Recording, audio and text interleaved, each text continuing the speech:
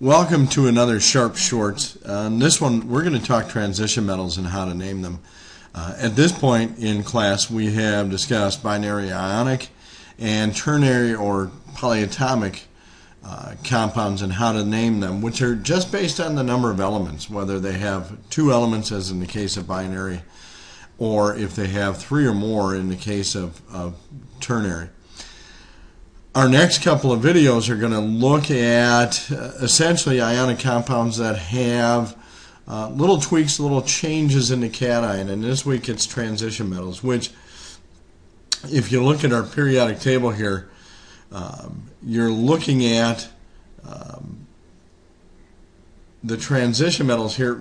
Really, they're the D block and F block elements. And there's nothing fancy to their name. Essentially, they're called transition metals because they do span between the representative metals or the representative elements that, have a wide range in their properties, etc. And these are all in here. Why we look at them, and I found this on the interweb, what they do for us is that cation then in an ionic compound, if you look at this block, a number of them, not necessarily all of them, but a number of them, and sneaking down into the higher regions of the P block, have the possibility of having more than one ionic charge, more than one cation charge. Why is that? Let's answer why it is and then talk about the naming. Why is that? And let's use, say, copper as an example. Copper has 2 possibilities. It can have a +1, or it can be a +2 cation. And what that will do then is, depending on which one it is, will, in the case of an ionic compound, determine the number of anions that will bind to it, or the types depending on charge and how many of each. And so while they're both a copper atom, it will change the property somewhat in how they interact, how they bind, and the compounds that they form. And we'll see that with some iron examples in the naming. But if we were to write copper's electron configuration, and of course we always start at 1s and get a couple of electrons in there, and the 2s, and a couple electrons there, and then 1 each in the 2p, xyz areas, and then we go back and refill as we build our copper ion. Okay. And then the 3s, okay, up and down. Got to have opposing spins so they don't annoy each other. And again, fill out the 3p. And then back down. Remember, you only put 1 in each orientation until they're all full. And then the 4s, and that would fill. And then 3d9 is copper's final electron configuration. So all these would fill with an electron in all the formations that the D has, and then we would go back, and then of course all would be full except for the very last one, which would have 1, and that would be 3d9. Now, in looking at that for the +2 charge of the cation, then it looks like in my outermost energy level, my 4s, I have 2 electrons. I would rather dump those 2, and that would then lead to this +2 charge, and it would bind to ions that would neutralize that 2. It is possible, though, because one of the things we talked about, and this goes with the transition metals, the S and D orbitals are not that far off in energy levels. We talked about that back with electron configurations and how does 3D come after 4s? Well, 4s is a little smaller, a little less energy, etc., etc. And same with kind of the 4fs and the 5ds and whatever.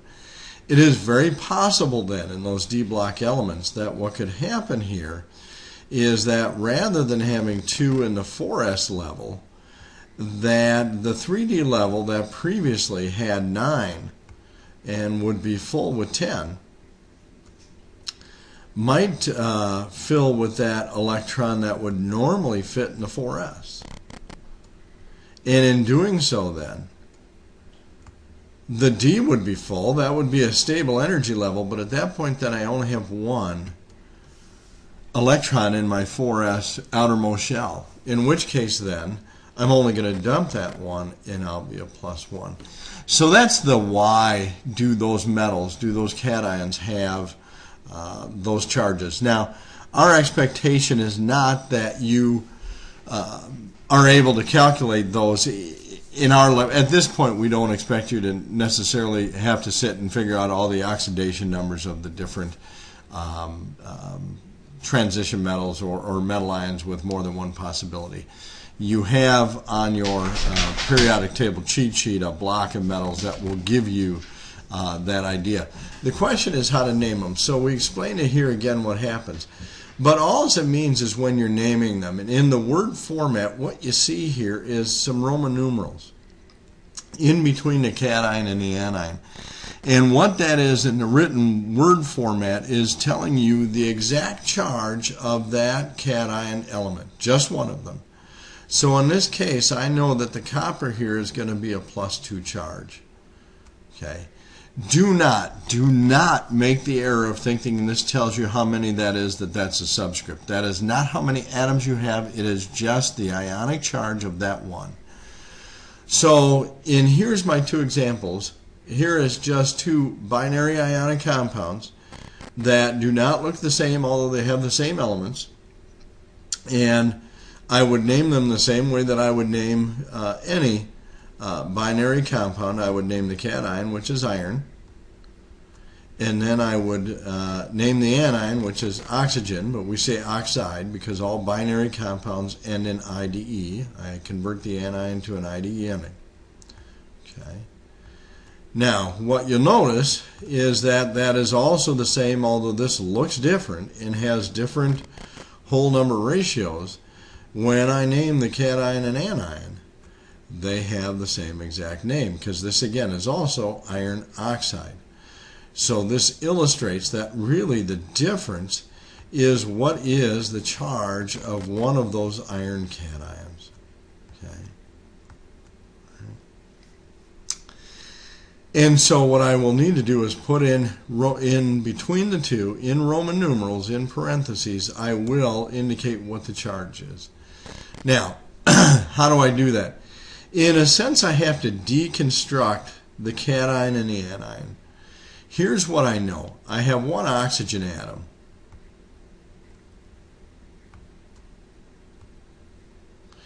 And it has, transition metals are cations, so they're always positive. Anions will always stay negative at the charge that they are always at. Oxygen is always a -2 charge. Always. So I have one of those that's a -2 charge. So my total anion charge is -2. For my iron,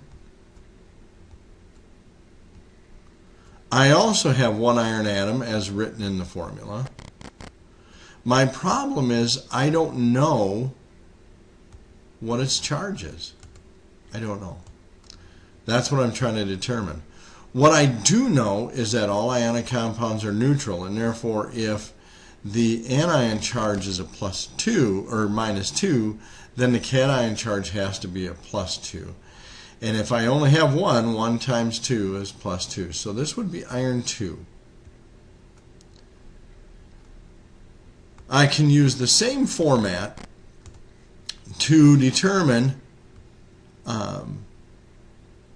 the second one. So let me erase this for a second and do this again. For this iron oxide compound, now this time for the oxygen, I have 3 of them. Oxygen is always a -2. 6 valence electrons, it will dump that or add 2 electrons and gain that. So I have a -6 total anion charge in this compound. Now, again, I don't know which iron charge I have here. All I know is I have 2 of them, and I know that that charge has to neutralize the compound, equal a +6. Well, by doing the math, then that must be a -3 charge. So this, excuse me while I squeeze it in here, is iron 3 oxide. Okay. Now, when I am going from, and let me erase this again, when I am working with the word format, the nice thing is, and here what we have here listed with the copper 2 nitrite, IT ending, so I've got a ternary compound, a polyatomic compound here, but here's what I know. I know I have copper as my cation, and I know because of the Roman numeral it's a +2 charge. Now, IT ending, I know that's nitrite. I look on my table of polyatomic ions. Nitrite is NO2 with a -1 charge. So to write that formula, I need 1 copper. Being a polyatomic, I need my parentheses.